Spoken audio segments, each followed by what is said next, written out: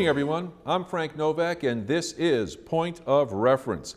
Tonight, we talk with candidates vying for the position of state representative for the 3rd Essex District. Each of those running currently hold elected positions in the city of Haverhill, but with Representative Brian Dempsey ending his 27-year run, that creates an opening in the political food chain for people to go after. Who will it be? Perhaps how they answer the following questions will help you decide, so sit back and get ready to take some notes as we start the process. We'll be right back.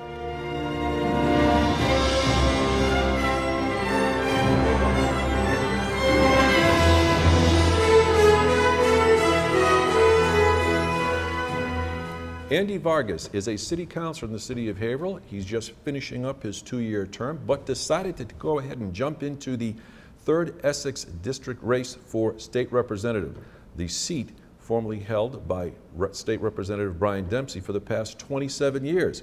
Big shoes to fill, his words, not mine, but let's see more as we talk with Andy Vargas. Andy, welcome to the program. Thank you for having me, Frank. I really appreciate the opportunity to be here with you and all of your viewers.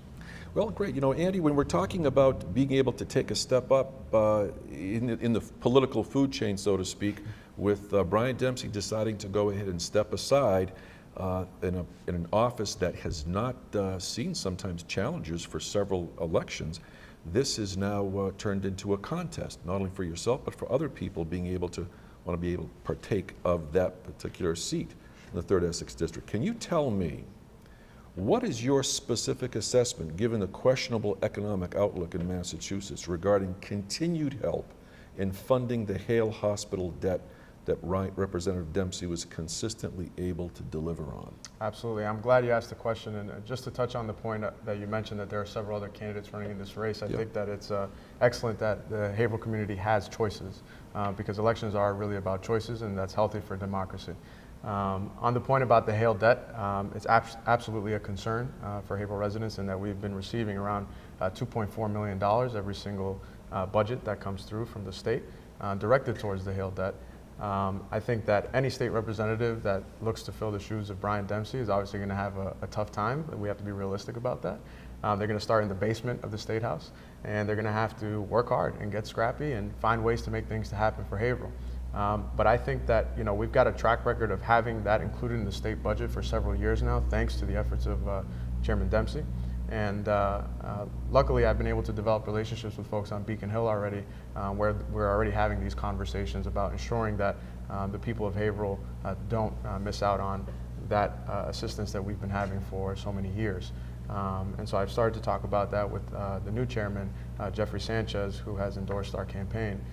So this is about developing relationships on Beacon Hill that will help mitigate the loss of a giant for Haverhill. Has there been any indication from Sanchez that that's something that you'd be able to count on? Well, I can't speak on that right now, but all I can say is that we've started to have those conversations, and I wouldn't want to promise things that understand. Yeah. How will you be different from Representative Brian Dempsey? Yeah, it's a great question. So there's a lot to admire in Chairman Dempsey. I think that one of the things that I bring to this seat and this race is the fact that I'm not too far removed from the reality of what's going on here in Haverhill. I graduated from Haverhill High in 2011. I graduated from Boston University in 2015. I still have student loan debt. I just bought a house downtown with my wife. And so I understand the realities of what's going on in the city of Haverhill right now. There are some parallels as well with Chairman Dempsey, in that I'm hoping to get in there at a young age, just like he did, to be able to work our way up to deliver for the city of Haverhill. But I think he's done a tremendous job, and I look forward to potentially doing just as good of a job for the people of Haverhill. Interestingly, the city council, if I'm not mistaken, Haverhill City Council voted to increase their salary for themselves and the school committee in this year. Were you in favor of that? Sure. So I'm glad you asked this question because there are several individuals out there that are looking to misconstrue this. And the way I approach anything on the city council is we have boards and committees and experts in the field that are researching items for us, since we are a part-time council, even though we really work full-time if you do the job right. Mm-hmm. An independent committee was created to research what a Haverhill City Council should be receiving for a salary. And what they found is that it's been almost 30 years since the Haverhill City Council has received a salary increase. And so what they did was they rolled in our expenses, which they found to be not compliant with certain state and federal laws, and that we need to report our expenses instead of just getting an expense check. So they rolled that into our salary, but it was funds that we were already getting. And when you tally everything out, the increase in salary was about $2,000 that each Haverhill City Councilor would see for the next elected council. So it's not for ourselves, it's for the next elected council. And again, for me, I approached the issue in a way that there was an independent committee that said this is what we found by comparing from other city councils across the state, and this is what we think the job is worth. Okay. When running for office, candidates often fight for, advocate for, or work towards certain goals as part of their campaign. Sure. What have you done in your political life as an elected official that you can point to that you proposed and delivered on? Sure, it's an excellent question because we're always advocating and fighting, and those are great verbs, right? But you actually want to make sure you're getting things done. So one of the things I'll point to is this last budget that we took on in the City Council. It was the first budget in a very long time that was not passed the first time around. And 4 other councilors and I held firm in voting no against the budget until we were able to see an increased investment in our public safety, specifically police department. And we were able to see additional officers hired because we held on together and worked with the mayor to find an agreement, a middle ground, where we could ensure that we were reaching, at least heading closer to the levels of staffing that our police department has told us that they need. So that's one example. Another example that I like to talk about that I'm very proud of is the work that we've been doing around educational equity. We highlighted some of What is that? Educational equity. Yeah. Educational equity is this very simple premise that the quality of your education shouldn't be determined by where you live in the city of Haverhill, number one, or the income of your parents. We decided as a society to take on the responsibility of public education, and we need to make sure that that is a responsibility that we're filling out for all Haverhill students. And so we've been fighting for, again, an increased investment in our education system. Our per pupil spending numbers have fallen a ranking from 189 to about 309. Where would you get that? It would seem as though people would always be in favor of being able to make greater expenditures for education, but where would that funding come from? Sure. Well, it's a combination of a couple of things. One is right now we rely so heavily on our residential taxes here in the city of Haverhill. In order to increase revenue in the city, we need to make sure that our commercial our commercial tax base is increasing. We need to make sure that we're bringing jobs in, but also businesses that are able to feed that revenue stream. But just to bring it back to one of the other successes, the Tilton School has a new renovated library because we undertook a campaign to highlight the facilities in Tilton. The gym, from the library to what the school actually looks like on the inside. And what we saw was that a private foundation put up $50,000, the Maddox Foundation, and the city of Haverhill matched that investment, and that school now has a new library. So those are 2 quick points, but I know we have other questions to get to. We do have. Let's see if we can get to all of them. All right. You're running for state representative, but you're also on the ballot for the city election as a city councilor. Yeah. What if you win both? Yeah, no, there's no question about if I win both. My whole focus is on state representative. I'm not actively campaigning for city council. I'm not attending the debates. I'm not putting out signs. I'm not raising money for city council. My whole focus is on, with the help of the people of Haverhill, becoming our next state representative here. And I have every intention of doing just that. Yeah. Among items regarding campaign finance reform, what would your position be on what should happen to campaign funds of politicians that leave office? Should they donate it to the state for disbursement to other campaigns, keep it for personal use, or what? I don't think they should keep it for personal use because I think the intention of those funds was meant and provided for political advancement and purposes. I would be in favor of dispersing those funds evenly amongst other campaigns. Very good. Okay. Well, can you tell us what your position is on illegal immigration, Sure. which is It's not only a local issue, national issue, regional, it touches everyone. You know what, Frank, I'm really glad that you asked this question, because I think we were talking about earlier that folks like to spin things in certain ways. And the reality of this issue is that there are a lot of people that make money off of our divisiveness on this issue. But the reality is that the vast majority of Americans agree with the very simple notion that if you're here doing the wrong things, if you're in criminal activity, if you're involved in gangs, you should get deported, absolutely. And those folks should be our focus. Now, Is that across the board, do you figure? And is that inclusive of DACA as well? Well, so the whole notion behind DACA is that DACA eligible individuals don't have criminal records of violence or any serious crimes. But if they do? But if they do, they wouldn't be eligible for DACA. Okay. And so when I say the vast majority of Americans, I really do believe that, and the polls do show that you know, we see that if you're here working hard, trying to raise a family like the rest of us, it's not only inhumane to try to deport those people, it's fiscally insane on two fronts. One is we don't have the funding to deport hardworking families, and two, it would devastate our labor market. And so this is an issue that I'm really glad that you talked about. My position has been, that you asked me about, my position has been very clear. If you're here doing the wrong things, if you're involved in gangs, drugs, or criminal activity, you should absolutely get deported, and those people should be our focus. But if you're here trying to raise a family, you're doing the right thing, let's find a way to make sure that we're not targeting those folks. Is your position similar to one that's been proposed by the present governor? To be honest, it's not far off, and I think Governor Baker has been clear about what his priorities are. His priorities are deporting people who are involved in violent crimes and criminal activity, and I agree with that. We should absolutely be targeting those folks.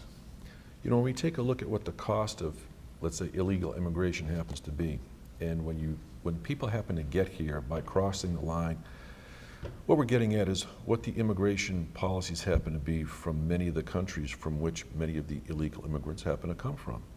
And that their policies are much more stringent than what we can't seem to enforce. We're taking that into account. We're taking the aspect of monies into account. The annual cost, not only nationally, but in Massachusetts specifically, taxpayers, it's estimated annual cost to Massachusetts taxpayers is estimated at $1.9 billion. You know, according to data from the Federation for American Immigration Reform, that's $1.9 billion. Those are monies that you take a look at for, if you're talking about equity in education, you're talking about being able to maybe rebuild infrastructure. That's fine. You don't want to be discompassionate, but the dollars have to come somewhere. Sure. And if these monies are applied, if these monies are going toward that issue, then there are fewer monies to go to other people that may also be in need because it's just spread too thin. How do you respond to that? Well, like anything, like we said at the beginning, it depends what data you're looking at, what source you're looking at, because I can pull up numbers that also show that you know, undocumented immigrants are contributing to our sales tax, are contributing to our tax base in a variety of ways without seeing any formal aid because they are not here documented. So how are you going to receive aid when you're not here documented? Yes, your sons and daughters are going to public schools, sure, but you're contributing to the sales tax, you're contributing to Social Security. There's a study out of University of Pennsylvania that shows that every single year undocumented immigrants pump $13 billion into Social Security. So, but again, this is an issue that has become front and center of this campaign that I don't think, frankly, that it needs to be, because immigration policy comes from DC. And Congress has failed to pass comprehensive immigration reform for years. When the reality is that when you look at the tapes of what, if you look at the debates, Frank, between Reagan and Bush, right? They were competing for who was more pro-immigration, competing for who was more sympathetic to undocumented immigrants. I hear you, but we're talking about undocumented is a very polite way to be able to deal with circumventing the law. And the fact is, what we're talking about here is the legality. There are immigrants and there are illegal immigrants. I'm saying that from a standpoint of my family came to this country as sponsored immigrants. So did mine. Exactly. Question is, there's a mechanism in place to be able to allow that to happen. why aren't people talking about sponsoring these immigrants rather than Absolutely. dealing with them after the fact? Because it would seem as though somebody would say, this is a law I don't particularly want to adhere to. Why should it be somebody's judgment? Absolutely, and I totally understand that. But again, that's federal policy and making sure that it's easier for folks to apply for those visas to get sponsored. Have you sponsored any immigrants in the United States? No. Okay. But my family came here through the legal process as well. I know people have tried to smear Would you us on encourage it. that? Absolutely. But the reality is it's not that easy. And when you're escaping famine, when you're escaping drugs and violence in these countries, you don't think about that. You think about how Political you can provide asylum for your family. Yeah, political asylum as well. You know, let's switch gears right now and get to the fact of another controversial issue, and that is, are you in favor of marijuana dispensaries in Haverhill? Sure. So I think this issue is two-pronged. One is the people of Haverhill and of Massachusetts have voted on this issue, and I respect our democracy, and they've voted overwhelmingly in favor of not only medical marijuana, but legalizing marijuana. The second point to this is that we've seen what painkillers can do when it comes to the opioid crisis.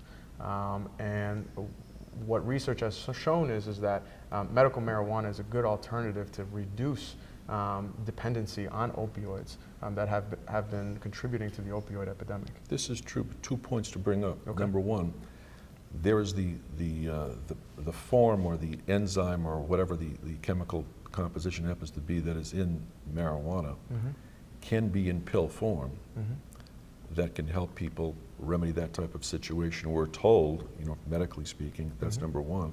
Number two, you have school superintendents, police chiefs, and city school doctors not in favor of that at all. Well, I think How do you reconcile that? Well, I think it depends on which schools, superintendents, and health officials you ask, because if you ask... We only have one.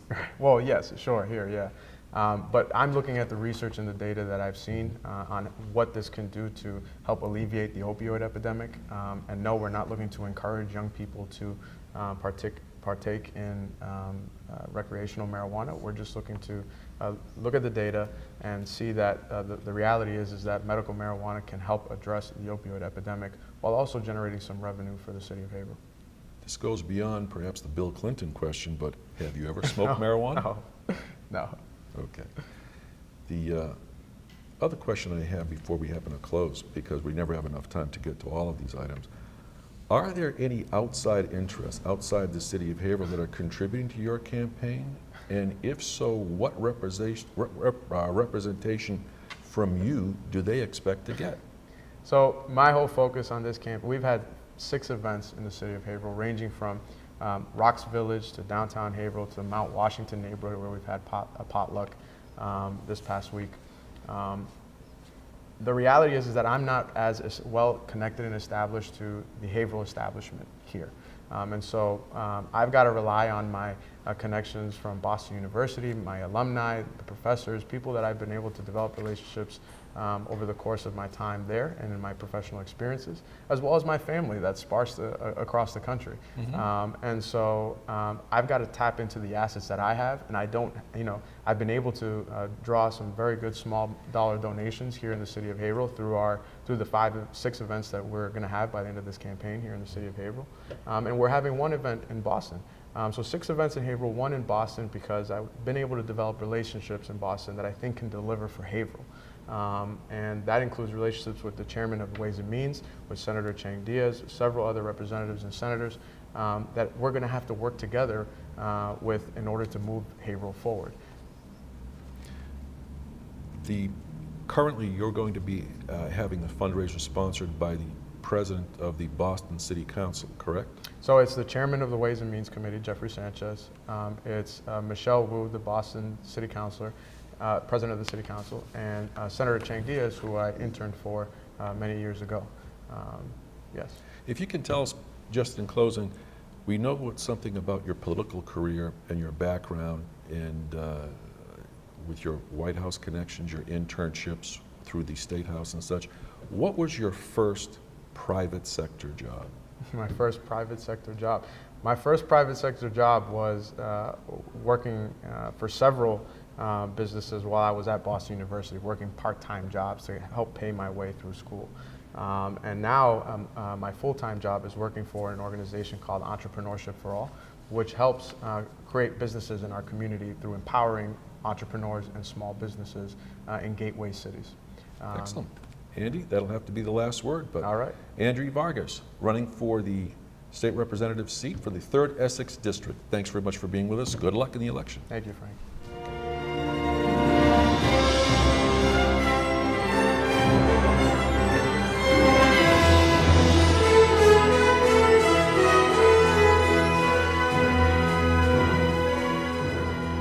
Longtime school committeeman and local businessman Sean Toohey is not shy about political advancement, having tried for a Senate seat in years past, but has now set his sights on the state representative seat for the 3rd Essex District, and we're very pleased to have him here today. Welcome, Sean. Thanks for having me. Good to be here. You know, Brian Dempsey has been in that position for 27 years, okay? And it's been that long. I can't believe it's been that long, but the fact is, this is a spot that you're vying for. Tell me something. Tell me, how will you be different from Representative Brian Dempsey? Well, I'm not sure. First of all, Brian's done a terrific job, as we all know. Everyone's going to be compared as the election and this campaign progresses because he has done an outstanding job. So everyone is going to be certainly compared. But I don't want to say how different I'm going to be. I think I'd like to kind of piggyback and mirror what he's done. And he's, in my opinion, has worked across the aisle in a bipartisan fashion, which I will do, and make sure that I continue to deliver the resources that are needed for Haverhill. Can I ask you, what do you think your specific assessment will be, given the fact that there's a questionable economic outlook for the state of Massachusetts coming down the road regarding continued help in the funding of the Hale Hospital debt, something that Representative Dempsey was consistently able to deliver on?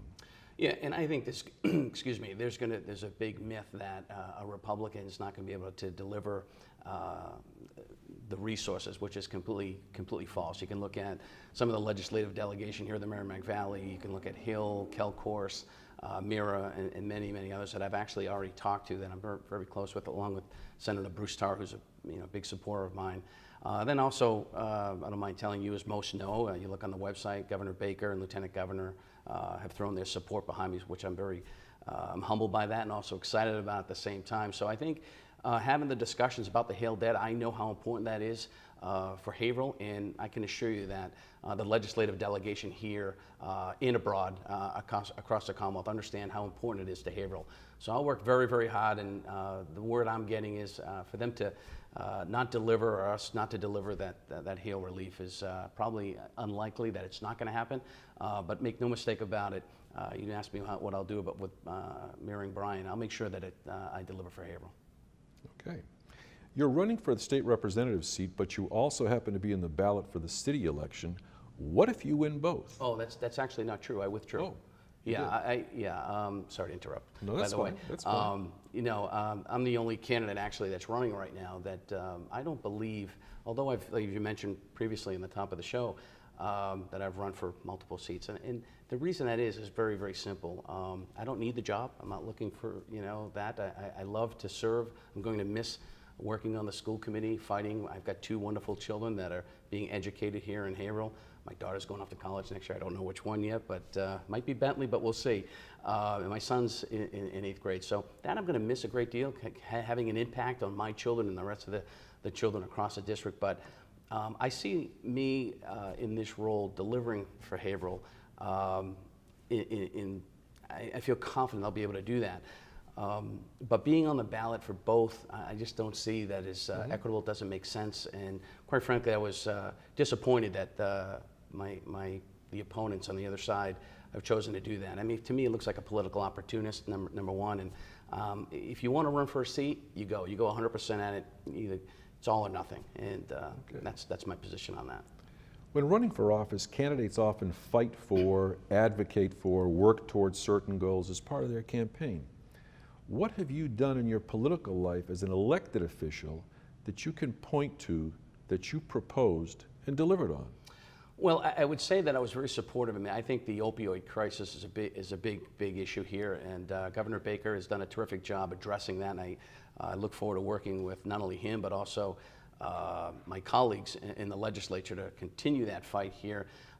The Haverhill, the opioid epidemic with the fentanyl cases is just completely out of control. So on the school committee side, I certainly supported additional education and health teachers along with some specialists to address this issue. So very proud of that record, and I'll continue to fight and advocate. Love those words, Frank. Okay. So we'll continue to do that and make sure on Beacon Hill the resources are delivered here to make sure that we continue that fight against a very tragic situation. What are your feelings with regard to marijuana dispensaries in Haverhill? I'm that old school politician, I guess, if you will. I always will support the will of the people, and it's the law of the land, and the people have spoken, and we should adhere to their decision. That's what government's all about. You know, taking into account even the fact that maybe the police chief, the school doctor, and superintendent are not happy with that type of Again, I mean, I think, you know, Dr. Maddox, we certainly respect him. He's you know, very good physician, and I certainly supported his contract. I think, as I stated, you know, it's the law of the land, and we should listen to the people that they're casting their ballot.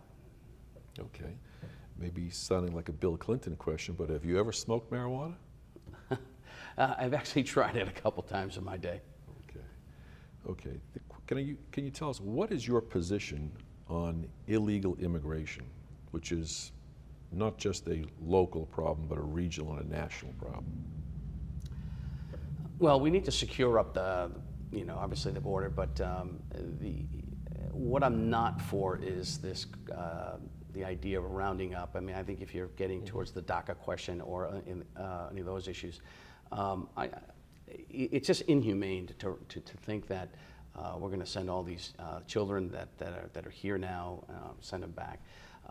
But illegal immigration we need to seal the borders on a federal level, but here on the local level, you know, a sanctuary city and state, I have a big problem with. I don't support. I don't know why it doesn't make sense for some to say that, you know, law enforcement agencies can't communicate with each other. I think it's very dangerous and irresponsible. Do you think it becomes, it lays the groundwork for being selective as to which law you think you'd want to follow and which law you don't? That's a good question. I'm not sure how to address that question. What I'm getting at essentially is when, you know, among what your position may be on cooperation among local, state, and federal authorities regarding illegal immigration. Well, there should be. I mean, if someone is detained here in the local level and there's a potential issue, what we don't want to do is release a potential dangerous criminal back into our streets. I mean, as I said, I have 2 children, and a big top priority for me is public safety. And I really look at, and I want to be clear on this issue, because there's a lot of political football going on with this issue. But for me, this issue is a public safety issue, and the citizens of Haverhill, the citizens of the Commonwealth, I will make known, rather, that I will do everything I can to make sure I keep our citizens and our children safe. And a sanctuary city and a sanctuary state, in my opinion, doesn't do that. Okay. You know, there's a mechanism that's in place in this country, and it has been for decades, for personally sponsoring immigrants by accepting total financial responsibility so they would not be a burden on present-day society. You know, why do you think there hasn't been more discussion on something of that type? And this has to do with whether you happen to be sponsoring an immigrant from Eastern Europe or from south of the border or from Canada or from Ireland or England. You know, this is a question of immigration, but it's a matter of sponsorship. Yeah, I don't I don't know why that's the case. I don't know why there's more discussions about it, more positive discussion. I think what's going on the federal level, you see the media, and it's unfortunate pitting one American against the other, and it's very disheartening to see that in America. So I always encourage, always love to see more positive discussions about immigration and sponsorships, and we need, as a society and as a country, really understand that we're a country of immigrants, and it's unfortunate the media, unfortunately, it's posed and presented in a way that is unfortunate, but we should have more discussion, open discussion, but we should be able to agree to disagree on certain issues. This is a great country, this is a great Commonwealth, it's a great city, and again, being Italian and Irish, it's important to me to have legal immigration and make sure that people come here the right way. Okay. The City Council voted to increase salaries for themselves and the school committee this year. Were you in favor of that? I voted for the previous increase. I voted on my budget, which is my responsibility to do.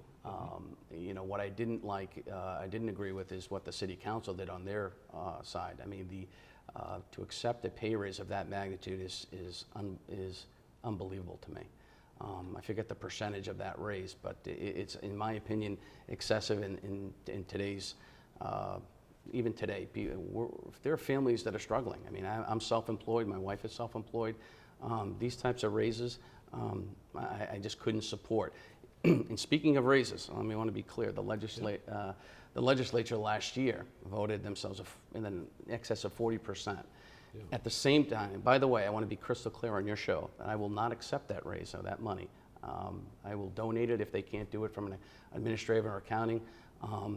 It's unacceptable to have that type of raise. There's no one that I know in private business or anywhere that I know that can vote themselves a 40 or an 80% raise, whatever the number is on the City Council. I forget that number, but it was very excessive. That sends a bad message, and then turn around and not vote the legislature on a sales tax holiday. It's just unbelievable to me. So the type of fiscal responsibility and discipline, that's what I bring to the table, and I'll continue to show that once I get on Beacon Hill. In that vein, since we're talking about monies, let's ask this question.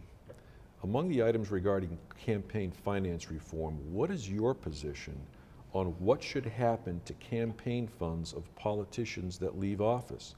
Should they donate it to the state for disbursement to other campaigns, keep it for personal use, or what? It's a good question. My first instinct is, send it back. It is, people look at that, it's the people's money. A lot of the candidates think it's their own money, but it's really not. We're fortunate to run for office. We're very lucky and humbled for people to contribute to our campaigns. But that money should quite frankly, in my opinion, go back to the individuals and let them decide what they want to do with it. In some cases, it's pretty sizable depending upon. Of course it is. And the rationalizations that you use are very interesting. But, can you tell us, are there any, relative to campaign financing and fundraising, are there any outside interests or any outside interests outside the city of Haverhill that are contributing to your campaign? And if so, what representation from you do you think they'd expect? Well, I want to be clear, and I think all my contributors, whether they're here in Haverhill, whether they're in Boston, whether they're in New Hampshire, I have friends and relatives and supporters all over the place. But there's one thing that will never happen. I will never be bought, influenced on decision making at all.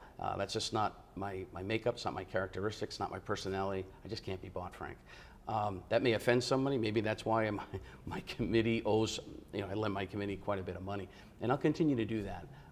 But at the end of the day, to answer your question outside, I'm fortunate to have National Association of Government Employees support me and donate to me and understand that, yes, a Republican can work and is supportive of good labor. So I'm excited to have their support, and I've had it for quite a while. But what NAGE knows is and understands that I can't be bought or influenced in any way. Okay. Being a Republican, some people might consider you an endangered species in the state of Massachusetts. But the question is this: do you think that there's any residual baggage that you may have to contend with, given sometimes the contentious nature of the chief executive in the corner office in the White House?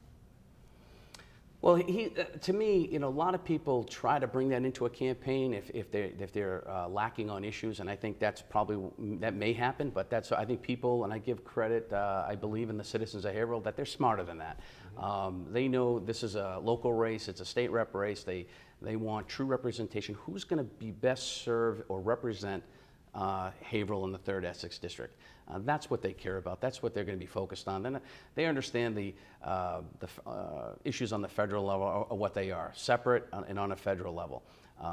People that when I talk to door to door and I campaign rigorously throughout the district, they care about what's going to happen here, Sean. They care about the economy here locally. They care about the opioid crisis. They care about, we talk about education. Education's always going to be a top priority for me. And I want to jump on the bandwagon with Hill and Kelcourse on House Bill 282 and 283 for special ed reform relative to circuit breaker reimbursement. We need to do better, we can do better, and we will come November 7th. Well, the fact is, what you're referring to is all politics is local, isn't that Tip O'Neill's? Absolutely, yes it is. So that's what you subscribe to. I get it. And that's what I love about it. That's what I love about running for office. You asked me earlier why the open seat. I enjoy it. I love to serve. I'm just one of those candidates that are willing to serve, and I love to do it. What qualities do you think you possess that you have that make you a better candidate than the others? Well, I'm compassionate. I'm patient. Being in business, for so long, and being in local government, being on the school committee has helped quite a bit. We, as you know, Frank, we negotiate contracts with many unions. So it's that combination of experience, but you also have to have the right personal characteristics and the personality to handle your constituents and supporters and people that don't support you. You have to have that dynamic, the experience and those personal characteristics to be an effective member of the legislature. And I feel I have that. Matter of fact, I know I have it. Can you tell us, you've been a public servant, you're an independent businessman, but starting from the beginning, what was your first paying job in the private sector? Wow, I'm going to say it was Lorenzo's Clam Stand, Hampton Beach. I was pretty good on the fry later and making the onion rings. What was your day like? Frank. How old were you? Gee, I was about 14, 15 years old, from whatever. I grew up, in the summers I spent time up with my grandparents up at Seabrook Beach. Been trying to get back there ever since. You're a real estate agent. I can't afford that up there right now. Because you're too busy being able to do the Second rest of home's stuff. too expensive. When you're talking about your commitment to education and how you'd like to be able to improve things for the city of Haverhill, when you're dealing with the budget in the state of Massachusetts, there's a fixed expenditure that sometimes you just cannot deal with, and it's about, I'm going to say, you correct me if I'm wrong, there are fixed costs where you have maybe a discretion of about 38% or less of what can be spent or how that might be able to be modified, because the majority of that, over 60%, is in place that can't be moved. Or am I wrong?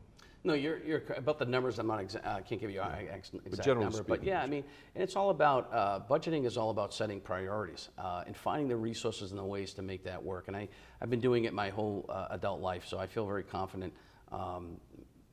Once I get into the legislature, once I'm elected, I'll be able to have a positive impact on the budget and allocate or decide where the priorities are specifically for Haverhill and throughout the Commonwealth.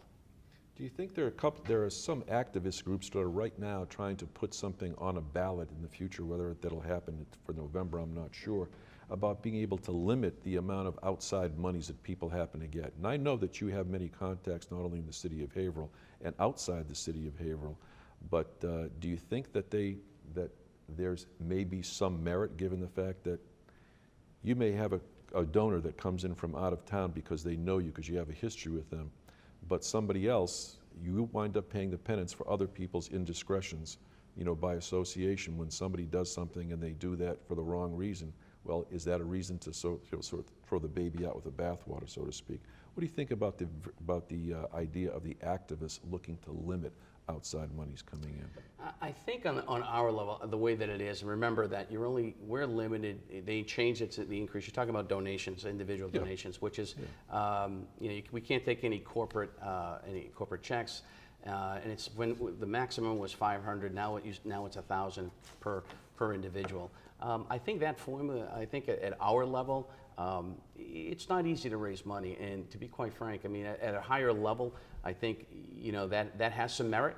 I'd certainly like to take a look at that further. But the challenge on a higher level, federal level, there's so much money that influences these candidates, and that's why, quite frankly, that it sounds like a better idea at that level, because you see Congress, at that level, no one's getting anything done, and I think the obstructionist is really the money.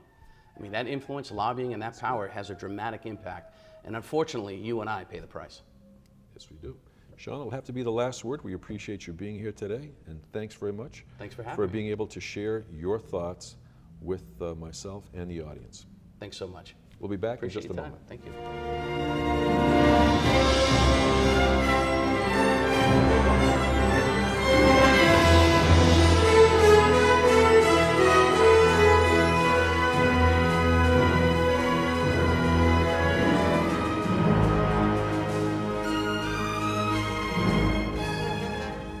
Attorney Paul Magliocchetti is on the Haverhill School Committee, as well as being chairman of the Greater Haverhill Chamber of Commerce, along with running a law practice, and he thought that adding a state representative's position would help round things out nicely.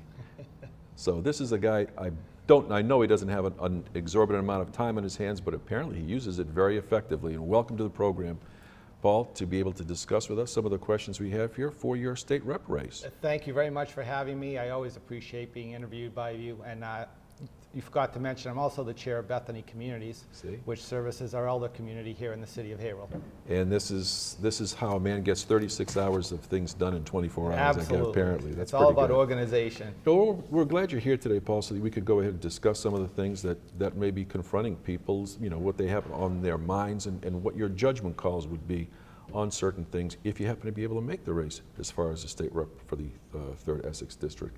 First off, right out of the gate, can you tell us, you happen to run as an independent before, but you are now a Democrat. Can you tell us what dynamic made that happen? Sure. When I ran before as an independent, it was actually my intention to run as a Democrat. However, the timing didn't allow for that. At the time that Steve Bador resigned, he resigned very close to the date in which you had to declare a party. And I hadn't made my final decision until it was too late to declare myself a Democrat. Prior to becoming unenrolled or an independent, I was a Democrat, and my family, they're lifelong Democrats. Okay, very good. Can you tell us this, relative to the city of Haverhill? What is your specific assessment, given a questionable economic outlook, regarding continued help in funding the Hale Hospital debt that Representative Brian Dempsey was consistently able to deliver on?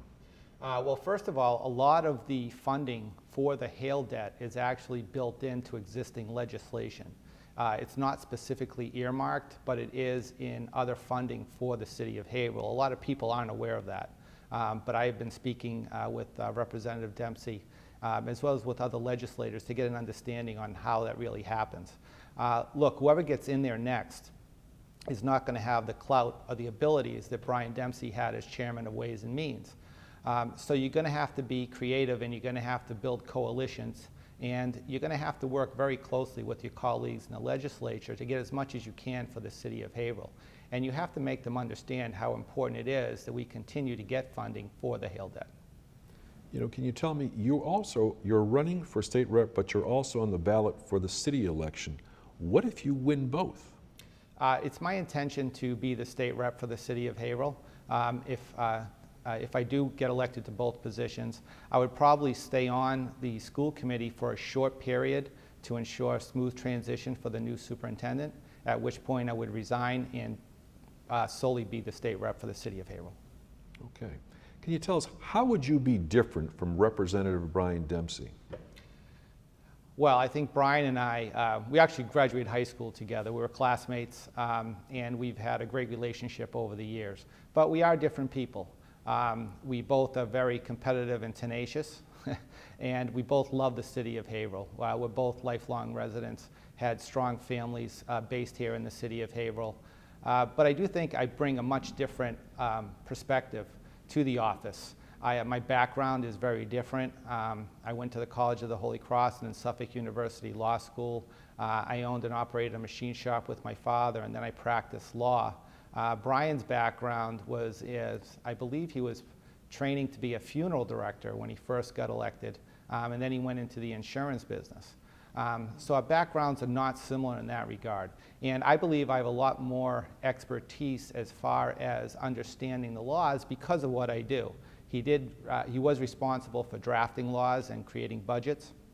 However, because of my profession, I have to be able to analyze laws and understand how they're developed and also the impacts and the intricacies of the laws.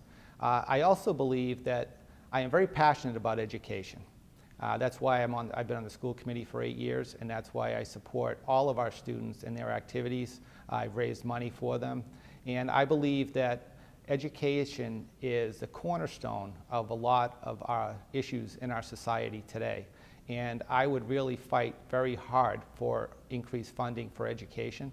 I also believe that we need to do more as a border community to get tax incentives built in for the city of Haverhill and other border communities that are impacted by the sales tax relief people get from going over the border in New Hampshire.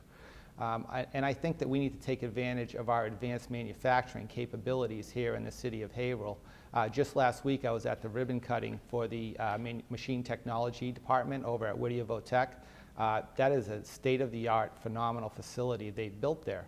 When my father and I owned and operated K-Machine Company here in Haverhill when I was younger, we used to hire Whittier Votech students to work with us.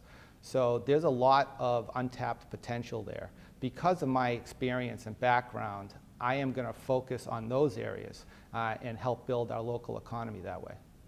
Okay. Can you tell us what is your position on what is not only a national, regional, and local problems overall, and we're talking here about a position on illegal immigration? Well, illegal immigration is really a federal issue. The big debate right now is over the safe communities or sanctuary cities, which is a very complex issue, which right now, at this point, I do not support it. However, I am strongly in support of dreamers. You know, your parents were immigrants that came to this country as dreamers, and so are mine. My mother and father came here from Italy in search of a better life, and they were able to attain that better life. And I think that we have to understand that, and we have to have compassion for these people that are here, and I think we have to treat them with dignity. I believe that the proposal that we need to deport 11 million people is ridiculous. I do not support it. I think that there should be a pathway to citizenship, and I think that all people that reside in the United States that contribute to our society should have a social security number, they should have work permits, and they should pay taxes, and they should do all this without fear. They should not be fearful of any repercussions for being a part of our society. But ultimately, we need real immigration reform in Washington, and that's where this has to start. And I believe that it is being started right now with DACA. They're looking at that, and I think from that, they're going to expand that total immigration reform. And I am hopeful that our Washington delegation will get the kind of immigration reform that we need to keep our state and our country moving forward. Remember, it's immigrants that built our country to begin with. Rather than look upon this as an us versus them type of scenario, because your parents were sponsored and came to this country legally, so were mine. They were sponsored and came legally. You know, what we're talking about here is somebody being able to take the initiative themselves to come here, say, now here I am, now I want to be able to stay. There's a different dynamic there insofar as it, do you think there's any indication that, well, there are laws that need to be followed. However, if this is a law that some people decided not to follow that law, doesn't that become interpretational where people can say, well, there's this other law, and maybe I don't feel good about that one, so I won't follow that either. How do we reconcile that if there are guidelines and laws that we all have to live by, not without sounding discompassionate? But that's kind of what I said. I want them to follow the laws. However, the laws need to change, and they need to take they need to understand that the people that are here, you can't just round them up and ship them off out of the country, okay? That just, it's not practical, and it doesn't serve any real purpose. So you have to work with the situation that you have, and that's why you have to create some kind of pathway where you get these people to, like I said, get Social Security numbers, work permits, pay taxes without fear. What type of transition period do you think there'd be for them to make to be able to make contributions rather than detract? Only because I'm just dealing with the state of Massachusetts now, where according to the Pew Research Center, they say the annual cost to Massachusetts taxpayers for illegal immigration was $1.9 billion. You know, how is that offset? Because if that's an expense of $1.9 billion, that $1.9 billion you could rationalize as utilizing for a host of other different things that would be necessary or things in need, whether they be education or other people that are legitimately in need. Well, my question to you would be, well, how much in taxes are these people paying into the system? I know a lot of immigrants that are undocumented, but they do have work permits and they do pay taxes. Okay. So are you taking that number into account in your analysis? I'm not sure. Well, I'm just saying. But that's the answer to your question, is that you can't look at it in a vacuum. You have to look at what they're contributing, and I believe if you look at that, they're actually paying in more than they're taking out, as far as the tax revenue goes. For that type of profile, I don't think there's any debate, and I understand what you're saying. I think what many people may be concerned with is that the 1.9 billion is inclusive of people that may be coming here, well-intended, they want a better life for themselves, but without having any type of direction, they are suddenly on public assistance that's draining that type of system, which now takes away from other people that may be in need, that were here legitimately. That's the only thing we're getting at. Well, It's a transition period that you have to go and do. I don't want to spend a lot of time on this. There is a transition period. And look, like I said before, immigration is really a federal issue, not a state issue. As far as I'm concerned, as a state representative, I will work with the federal delegation to fix all of these issues. Mm-hmm. Now, it shouldn't be that people come to this country just to get on federal assistance. That's not the right way. And you know, that's why you have to be careful, and you have to have certain laws and regulations. But we don't even know this. The problem we have is you got people that came in and they're in the system that are undocumented, and we have no idea who they are, what their status is, how much they're getting. How are they even computing these numbers? If you have undocumented people, how are you computing the numbers? How do you know they're accurate? You know, there has to be an orderly process that's involved with all the immigrants that are in this country. We're talking about millions of people that are here that are undocumented that have to be dealt with.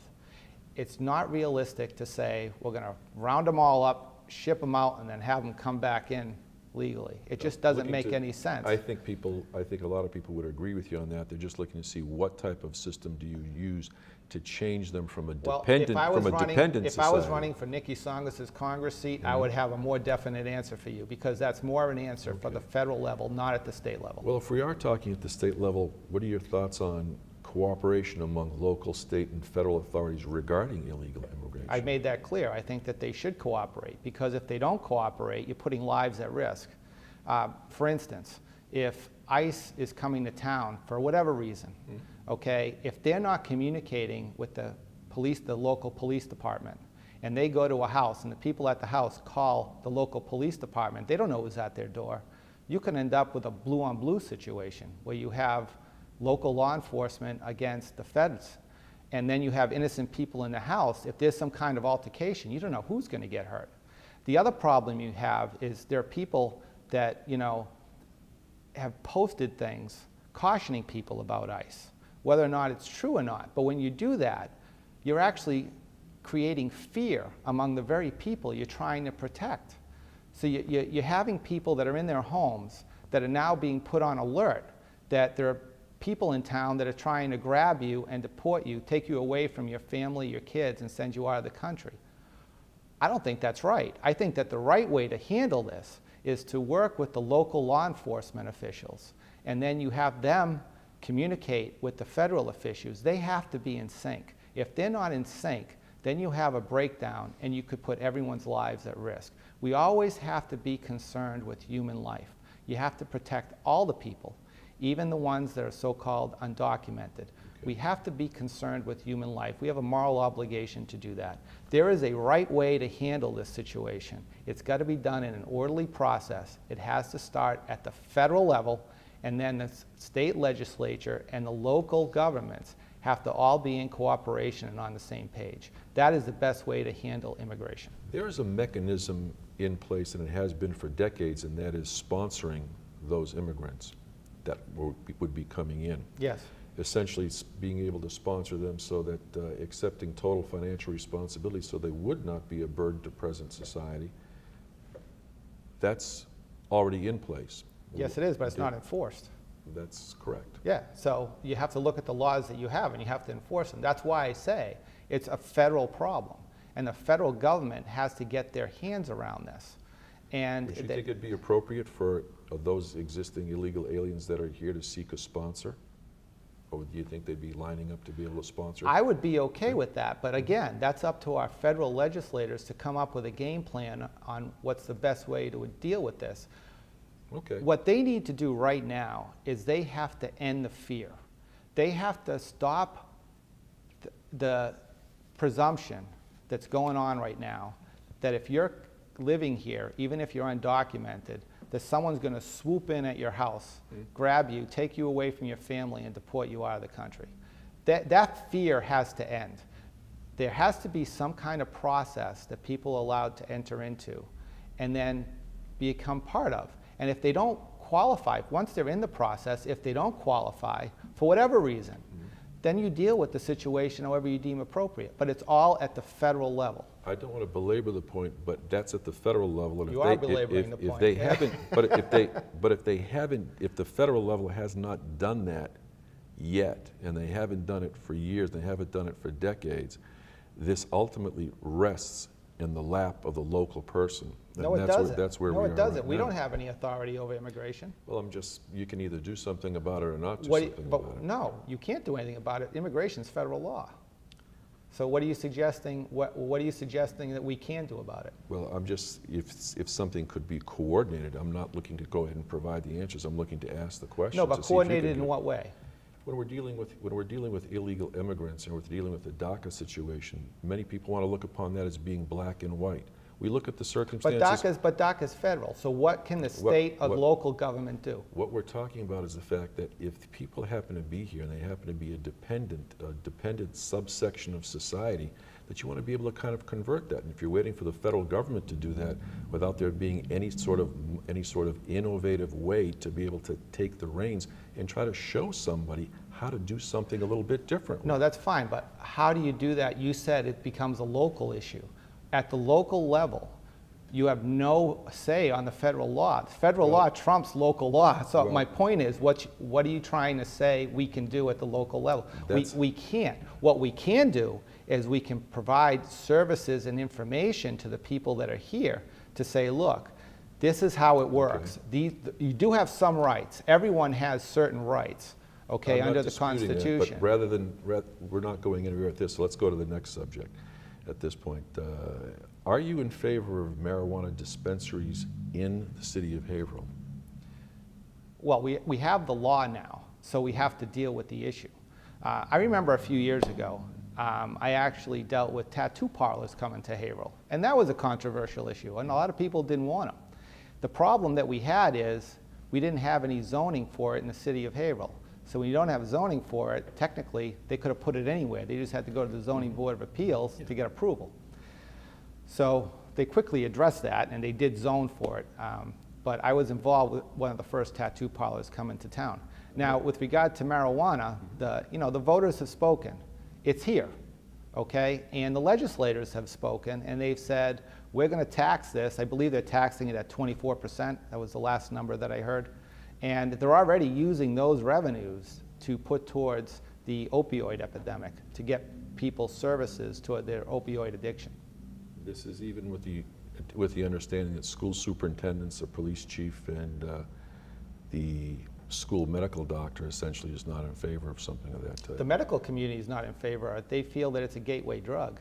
They feel that it's a gateway to other drugs. But like I said, it is on the books. The law is there. It's been legalized, it's been voted in, so we have to deal with it. Now, I believe that the city of Haverhill needs to look at the ordinance that they develop very carefully. And when they do these dispensaries, there's going to have to be a lot of checks and balances in place. One of the biggest concerns I have about the marijuana dispensaries is the liquid form, which is being put into candies.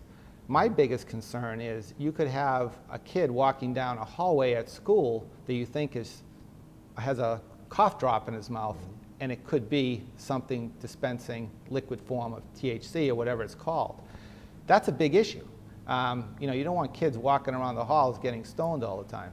I need to ask you some quick hit questions because we have to wrap up. But my question for you is this. While running for office, candidates often fight for, advocate for, work towards certain goals as part of their campaign. Can you tell us what have you done in your political life as an elected official that you can point to that you proposed and that you've delivered on? Sure. When I first got on the school committee, one of the first things I fought for was all-day kindergarten for everyone in the city. We hired Mr. Scully, and I worked together with him and actually Chairman Dempsey at the time to get seed funding for all-day kindergarten for all our students. You may not remember, but when I got on 8 years ago, we didn't have that. It was half-day kindergarten, and there were a few tuitioned in for all-day kindergarten. So I think it was my second year on the school committee, we had all-day kindergarten for every student in the city of Haverhill. That was a big deal. And last question I've got for you is, among the items regarding campaign finance reform, what's your position on what should happen to campaign funds of politicians that leave office? Should they donate it to the state for disbursement to other campaigns, keep it for personal use, or what? I believe, that question, I believe it should go into a fund to level the playing field for all politicians that run for office. That's what I would like to see. Fair. And that's probably what I would do with my funds once I'm done with politics. Okay, very good. Thanks, Paul Magliochetti, for being here. We wish you the best of luck. Thank you very much, Frank. It's Okay. always a pleasure, sir. Great.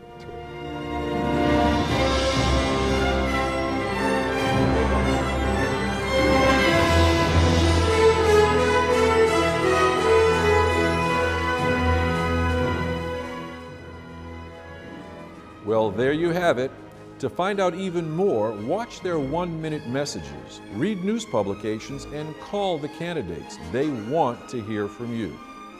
We hope that this program has been a point of reference for you, and until next time, my name is Frank Novak.